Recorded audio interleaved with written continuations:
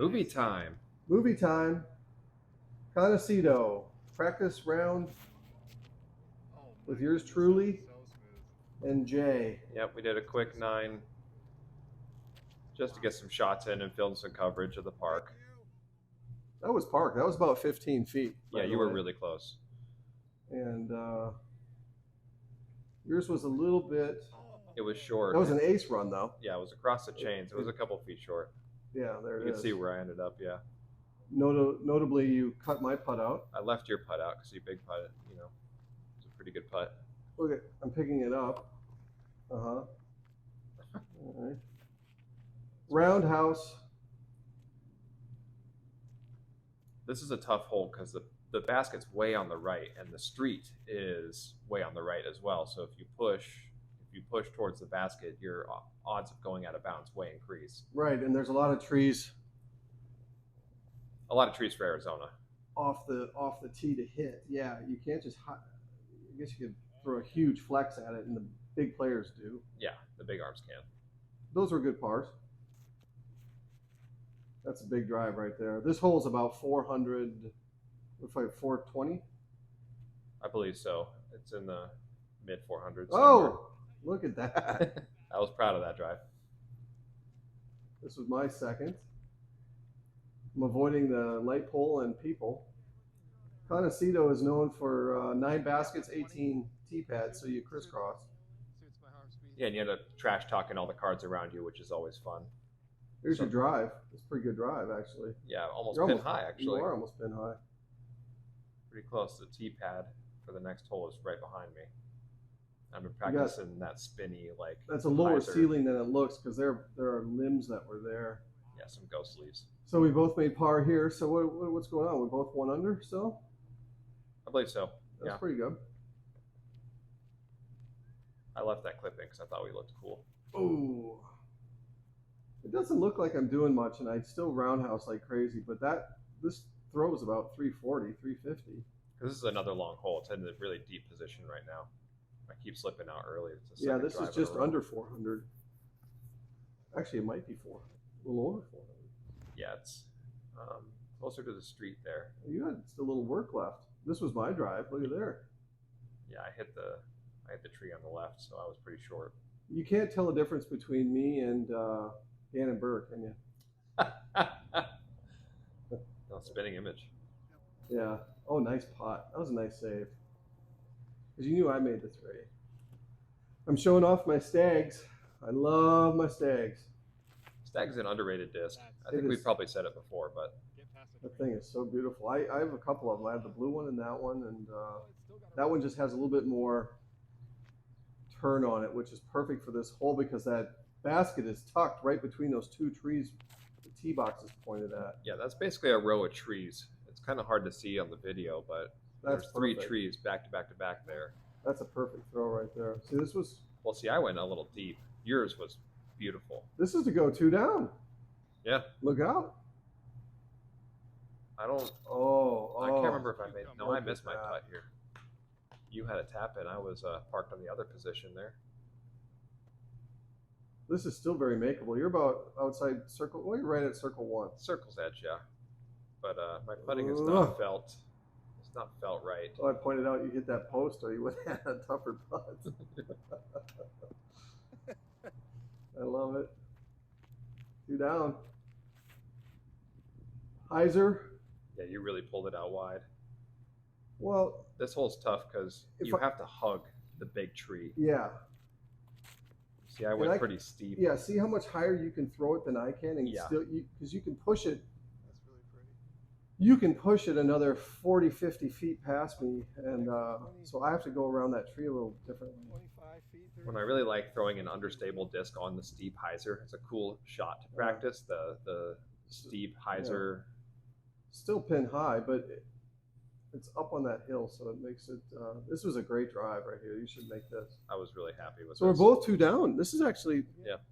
Did you know it was this tight when we were playing? We were just no. We were kind of focusing in on the shots and talking shit and everything else. Love it. You got the honors. Your honor. Yeah, went EMAC Truth here to just try to split the gap. Faded out a little early, but still putting. The basket straight past there's a crave. Straight past the light pole. So Yep. you want to just miss that light pole, and then there's a tree behind that light pole on the right you want to miss. It's probably 70 feet past the light pole, Yeah. if I had to guess. This hole's about 325. What'd you say? It feels like it plays a little longer, but it's Longer than that? probably right around the 330 range. Yeah. This is a nice walk. Well, we were just talking here. Oh, okay. This is where we were. Well, you said something about disc golf that made me laugh really hard. Well, it's a calling to you and me. It's a calling to a hell of a lot of people, I think. I think disc golf is a calling. I think the people who play it are blessed in some way. We've made the universe happy because this sport gives back like no other sport I've ever played before. It really does. I agree. People play other sports for the love of it, and it's the same with this sport, but this is a sport that you can grow old with. You know what I mean? Absolutely. And growing old with the sport's pretty cool. Like golf, you can certainly grow old with golf. But good luck with your neck and back. All right. I'm gonna make a birdie. So this is Grow old with golf. I always feel I can make these. I mean, if you can give it a chance, you're cutting That a lot one- of strokes off. Certainly the idea. Actually, I'm glad I got to see that because I see something I want to fix. Okay. Just seeing from that angle, so nice. Oh, you hit the band. Yeah, again, I think it's the third time this round I've smacked that stupid band. We're both still 2 down with 2 to play. Not tearing it up, but not bad either. Stay up. Stay up. Fight out of it. Surprised you're not throwing that.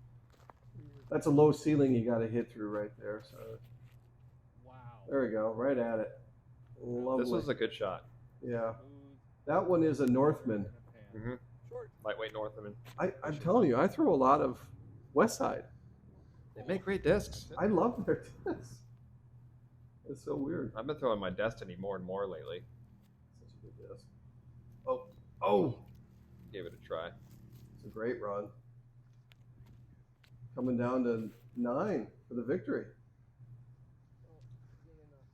Oh, this You is went Weinheiser. I went the opposite and went Anheuser. Yeah. Right after you. Yeah, I like to go around that pole. I've aced this twice, so not bragging or anything. That's a great throw. I like that. It's just a fun shot. Yeah, that's a fun shot. Go around that tree. Yeah. And inside the circle? Question mark. So this had Oh, more. I went a little deep. Oh, that meant the victory. That would have been 3 down. Yeah, but I'm pretty sure I missed mine too. Oh. Okay. So, disclaimer though, I had 2 of you perverts behind me doing all kinds of vulgar, weird stuff. Was I? Yeah. That doesn't sound like me at all. All right, that's great. I hope you guys enjoyed some of that. Maybe we'll do more of that. Doesn't necessarily have to be us, but that was pretty good. Yeah, and we're going to get more people involved and Yeah. and be a little bit more visually stimulating than just us sitting here talking. Yeah. All right. Good. Good. Let's get on with it. Yep. On to the next topic. We are casual this week. Well, I feel a little less casual. You got a great shirt on, and I'm sitting here in sweats. Well, yeah, you outshirt me every week, and I made it a point to look nice today. Yeah, well, you do look nice. Yeah, I knew we were going to sit down and watch our 9-hole Conocido, and then we're also going to voice over the final round of your tournament. Yeah, so we'll go over the unique pieces of the tournament, what happened, what you're looking at, maybe give it a little clearer look at what's going on. Yeah. So if you've watched the final round of the Phoenix Fall Classic, we're going to send it back out with the TD's insights, and then I was there filming most of that, so actually all of it. Yeah, so thank you for that. Oh, absolutely. I enjoyed the heck out of that. That was fun. Yeah, it was great meeting the guys, and yeah, so we'll kind of, I'll lend my 2 cents to what I saw behind the camera, which was a lot. Yeah, you caught it all. Yeah, it was there's a lot going on there that, we set it to music only because we wanted to get it out before the holiday. Yeah, we had no way to just sit down and do coverage. I was leaving town, and nothing was going to be easy about getting the two of us together to sit down and actually do that and then release it weeks later or whatever. Yeah. So I know there's some people that don't like that, but there's also that said, man, I really enjoyed just chilling out to the bit of a change of pace, right? A little different. So you're never going to please everyone. Yeah, that's how it goes. Well, today there's some things that we're going to talk about, I know, but mystery boxes. Yeah. We have 2 mystery boxes to open.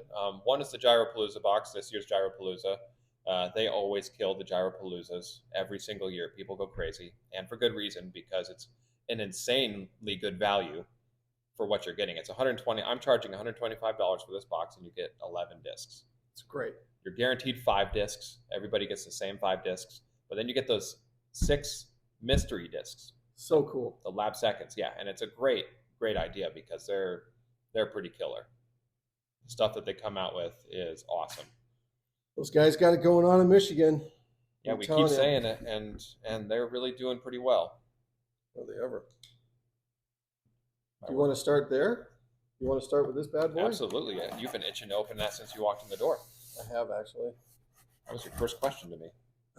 Not why are you wearing such a nice shirt? It was, where's my mystery box? Well, I'm going to pull them out, and then you're going to tell me what we're getting. Okay. I'm going to start on this end because I can't see them. They're not facing me. Looks like a paradox. What the heck is that? Oh, it's like a samurai robot chef is what it looks like. And it is a paradox. Nice. That's a good pull. I haven't seen one of these yet. People open them on the counter before they leave the store sometimes. So that's a unique disc. I like it a lot, actually. That's it's a really cool. I've thrown this disc from time to time. My forehand's getting better, but 176. Well, that feels great. What a nice disc. That's a beautiful color combo on that. This looks like an Entropy, one that we have sitting on the table already, which is a trip. This is John Dorn. We actually got to sit next to this guy at Worlds. Really cool dude. Talented artist. Yeah, and MVP's triple foils are getting better every day as well. All right. That's cool. Plasma Entropy. It's like a zone. 175. Nice. Oh, now, this is one of the guaranteed ones that you were certain to get. This is a Glow Rim R2 Hex. It is a Hex, right? Or did I forget already? Yep. Hex. Boy, does that feel like no Hex I've ever thrown. People have said that the R2 plastic leans more overstable, which is surprising to me. That's really cool. It's got this binary code on here, too. Look at all the ones and zeros. I'm not sure what color the rim glows. It looks like it would glow green. Is that the same artist? I don't know if John Dorn did that one. That's his signature right there. So that's what it would look like if you can find it on there. This is just one of the MVP guys going nuts, man. That is cool. I'm not a robot. I'm a disc golfer. That's hysterical. Gyropalooza, digital. Oh, this is the Crave, the Skullboy stamp. So Skullboy did the art for this one. 167 too. I love that. Right in the range. That is I love this disc. Well, the Crave is awesome. I don't even want to call it underrated. I think everybody knows how good the Crave is by now. It's a bomber. For a 6-speed. For a 6-speed, it goes pretty far. That is a sick disc. There it is. This is the one they really hyped, was the Glow Glitch. I'm not a glitch fan, but everybody else seems to be. Right? And is it still lighter, or what's the weight on this one? Doesn't. They're stamped. 158. 158. So it's heavier for a glitch. Ooh, this is the one. The first run. It's a first run detour. And really? It's supposed to be between a Hex and an uplink. It is the detour. It's a nice shade of blue. This is Conrad's. Oh, is it? No, his is the other one that's coming out. Is it Trail or something? It's another. I spoke out of turn. That's pretty cool.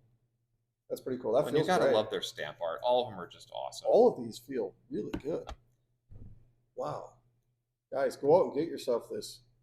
If they're available still, that's the hard part. Go find one. That's a Nomad, low rim Nomad, R2 plastic again. 172. I like throwing Nomads too.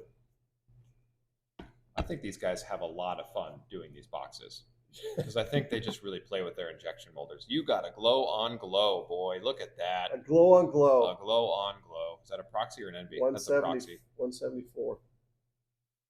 You see it? Yeah, right there. You saw the proxy? Somebody got an NV, glow on glow. That's pretty cool. That had to be a pretty rare pull. When you might, that color might be purple, it might be teal, it might be blue, it might be white. There are white glows out there. This looks interesting. This is a neutron octane. I thought it was plasma at first. The way the light coming through it is cool. Whoa. That'd be hard to find in the fall. Yeah, good luck if you're in the Midwest. Find in the fall. Ooh, that's beefy. Yeah, it's a big disc. It's a 13.5 -1. 3, I think they give it. So it's pretty close to the time lapse or destroyer numbers. Wow. Okay. God, I thought that was plasma the way this thing. That is gorgeous. Ooh, that's kind of sick. Rhythm? 172, Simon line. Oh, you got a time lapse. You're gonna die that thing, aren't you? Ah, no, I'm not going to touch this thing. 172, I'm going to throw the heck out of it, but I'm Really? not just going to leave it. That's a sharp disc, man. That's really swirly cool. rim. That's a nice pull. That's a really, really cool rim. That is a great pull. Not all boxes got Simon lines, so this is a pretty special. Really? Yeah. So it was a hit or miss if you're going to get a Simon? Yeah. Wow. Lucky boy. Well, I feel lucky. That's great. And a 172 gram at that. Beautiful white. Boy, that's all the rage on the internet right now. That's a plasma. That's got to be a volt. Volt. Volt. 172 volt. The Volt seems to be one of their most popular discs. I think it's close to a Thunderbird. 7-speed.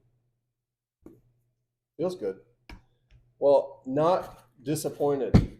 Yeah, for $120? That's a haul. That's incredible. That's a haul. If you put a stack of this on my counter, pulling off the walls, that's more than double the price you're going to pay. Is that right? Yeah. Some of the 240 range?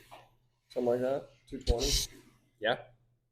You'd be looking at a $250 bill, I think. Might even be before taxes. That is nice.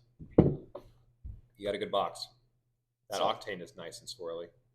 I really like these colors on that, the Simon. Yeah, that's a special Simon line. That's cool.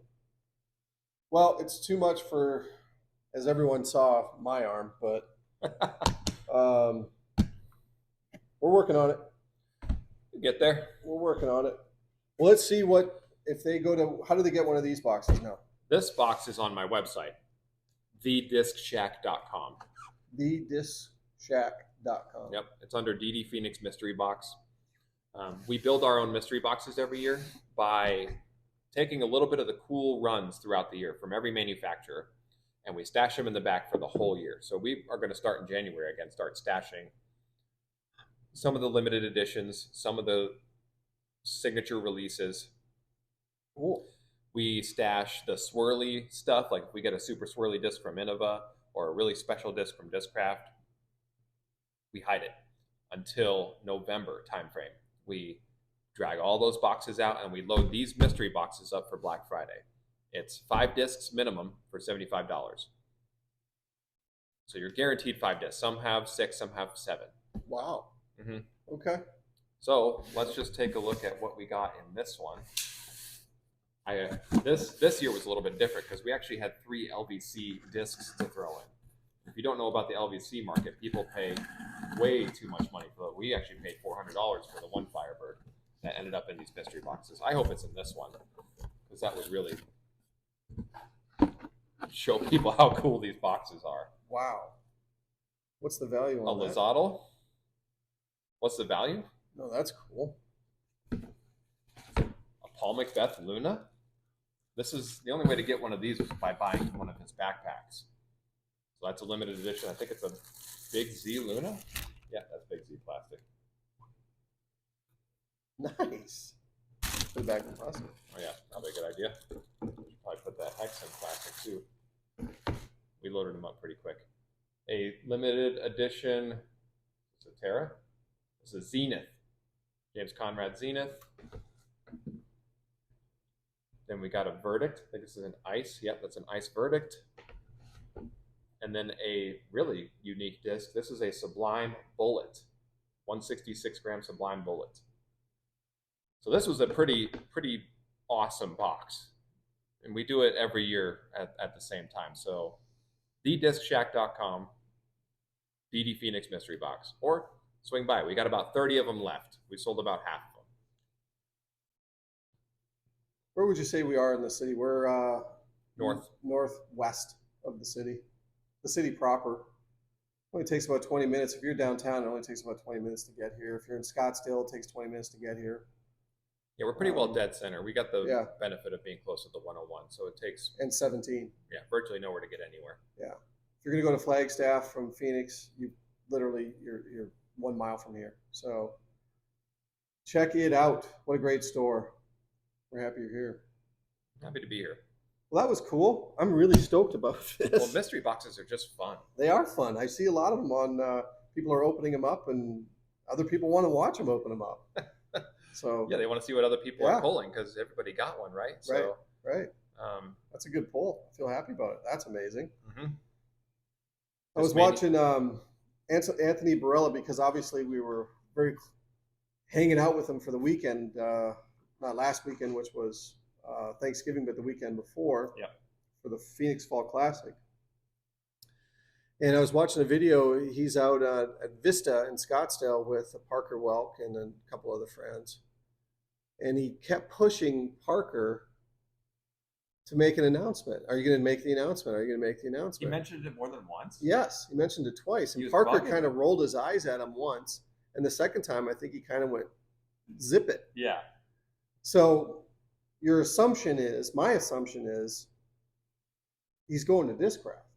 You would have to assume that coming, first off, he moved to Arizona. He moved here. And he's hanging out with Barela a lot. Yeah. Those two things together, because Arizona is a very Discraft put 2 and 2 state. together equals 4. So I would say Prodigy probably opted out on that option, and he's going to Discraft. I think that's pretty likely.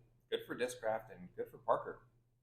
Yeah, he's a good player. He's a good player. He, I don't know if everyone saw the round 1 on 18. He was one of the leaders coming in, and he 4-putted 18. I honestly don't know what happened, but it wasn't really a birdie run, but it was still inside 40 feet, and he airmailed it. There was some wind, but he airmailed it, and he had it at maybe 45 feet coming back.